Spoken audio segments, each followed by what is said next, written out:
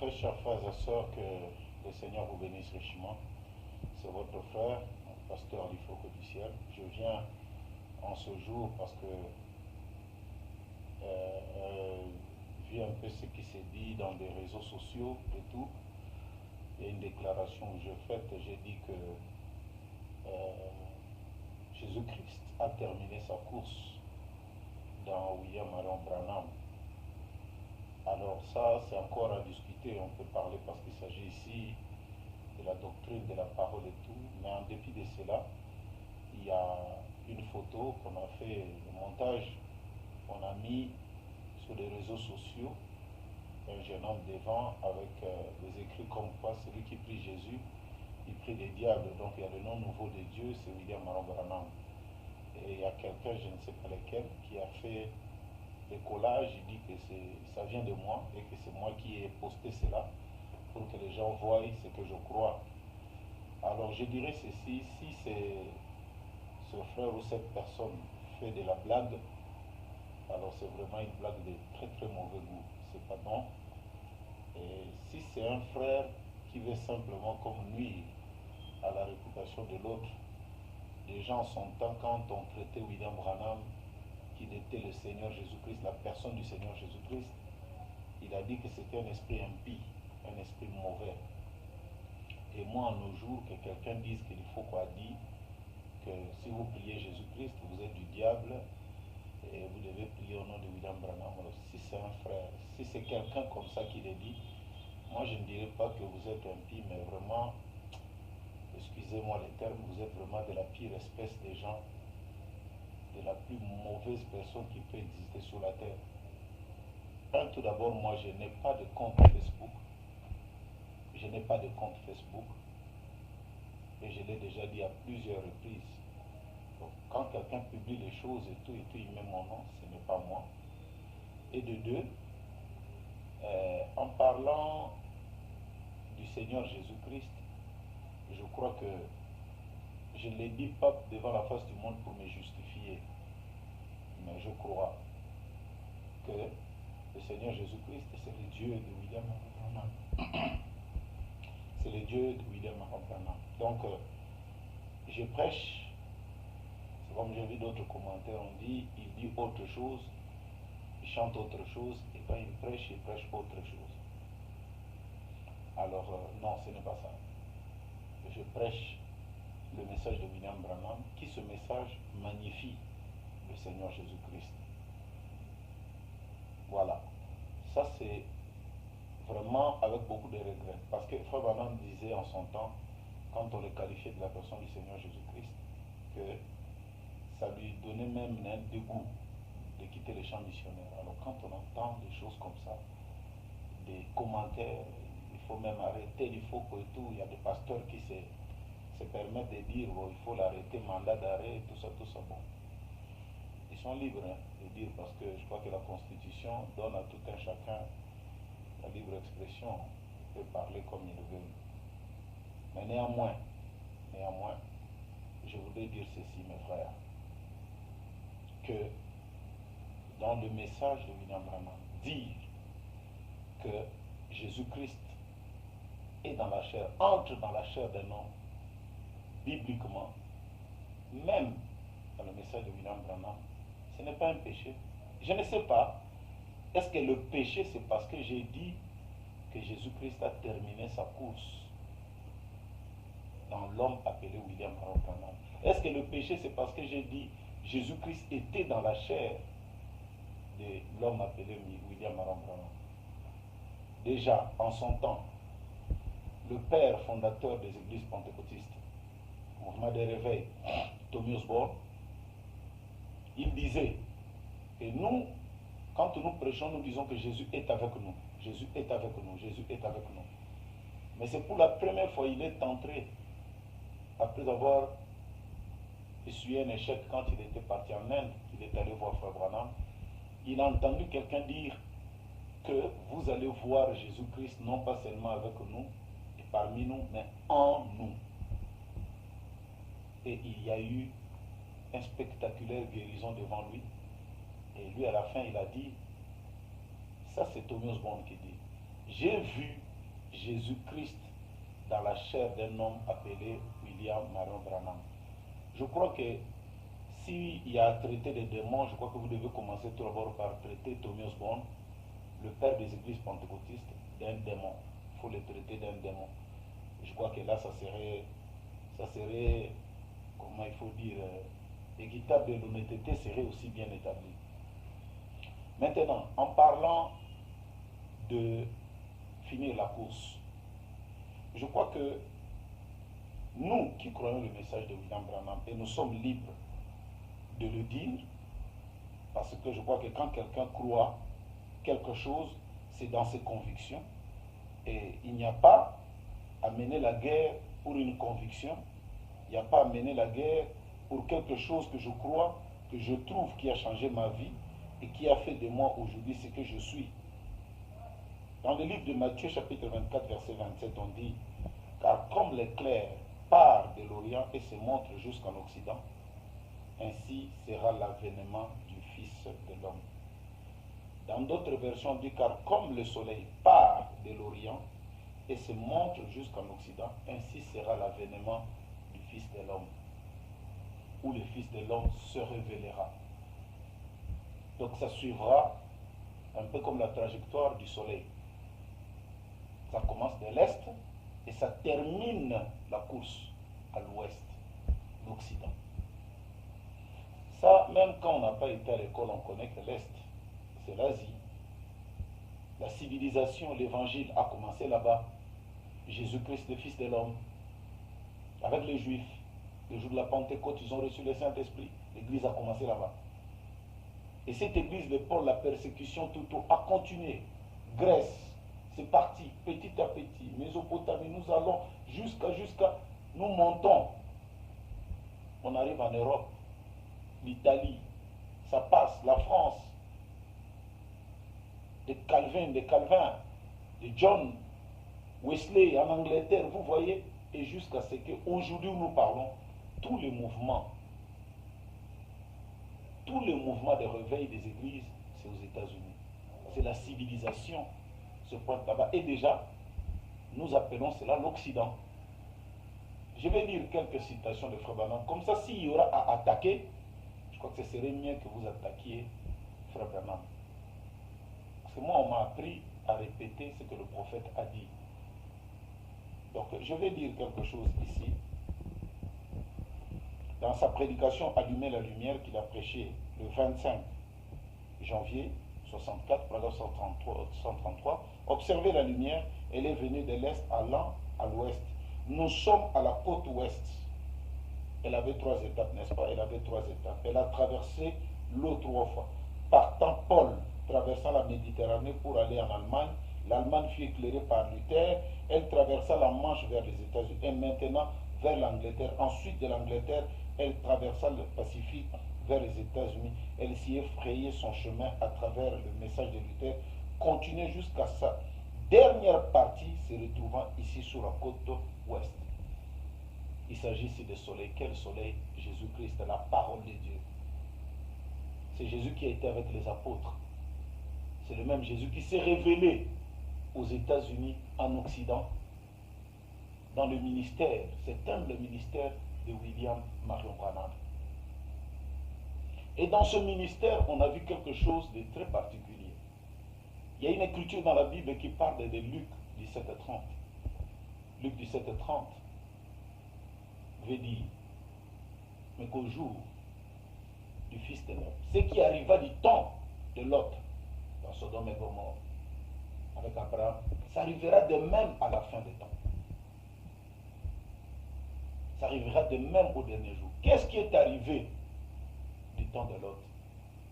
Dieu, dans le souci de pouvoir aider Abraham et aider Sarah, il a pris un corps de chair, il est entré et il les a visités.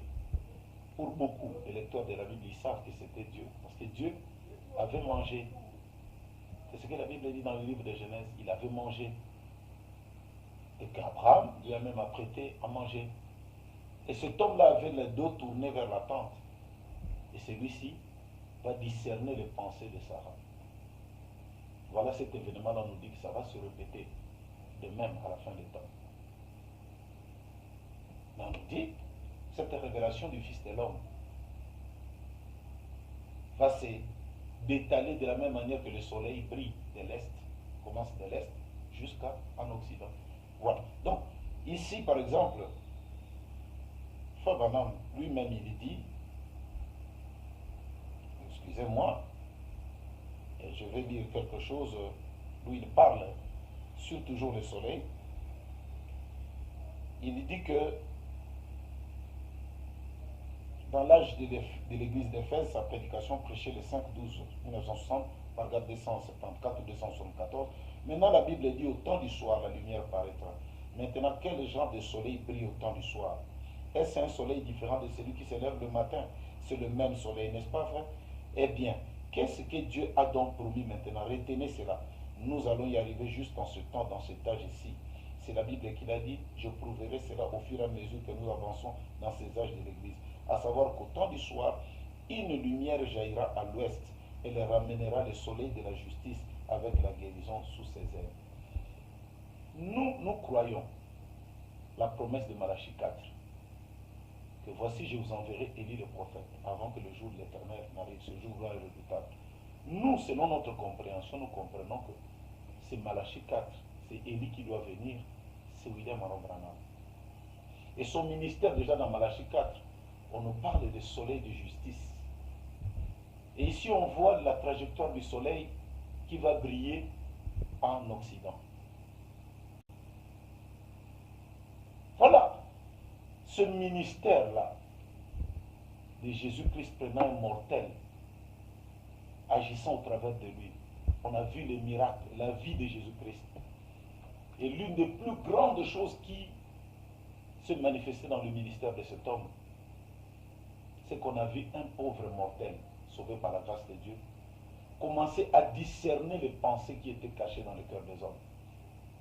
Les Américains ont appelé ça de la télépathie, de la magie. Et ça continue jusqu'aujourd'hui. Mais je crois qu'il y a la loi de l'assémencement, la loi de la reproduction. Chaque semence se reproduit selon son espèce. Nous qui avons cru le message, nous aimons Jésus. Ma vie, j'aime Jésus. Vous n'avez jamais entendu du faux dans les choses à gauche et à droite et tout, les femmes telles que nous entendons aujourd'hui des pasteurs. C'est parce que c'est ce Jésus-là dont William Branham nous a prêché et qui nous a amenés, que nous avons cru et accepté. Dire aujourd'hui que Jésus est entré dans la chair de William Aaron Branham, est-ce que c'est un péché? Est-ce que c'est dépasser les Écritures?